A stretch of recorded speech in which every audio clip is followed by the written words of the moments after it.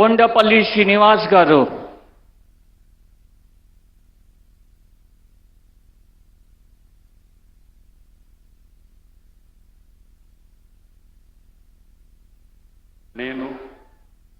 కొండపల్లి శ్రీనివాస్ అనే నేను శాసనం ద్వారా నిర్మితమైన భారత రాజ్యాంగం పట్ల నిజమైన విశ్వాసం విధేయత చూపుతానని, భారతదేశ సార్వభౌమాధికారాన్ని సమగ్రతను కాపాడుతానని, ఆంధ్రప్రదేశ్ రాష్ట్ర మంత్రిగా నా కర్తవ్యాలను శ్రద్ధతో అంతఃకరణ సిద్ధతో నిర్వహిస్తానని, భయం కానీ పక్షపాతం కానీ రాగద్వేషాలు కానీ లేకుండా రాజ్యాంగాన్ని శాసనాలను అనుసరించి ప్రజలందరికీ న్యాయం చేకూరుస్తానని దైవ సాక్షిగా ప్రమాణం చేస్తున్నాను.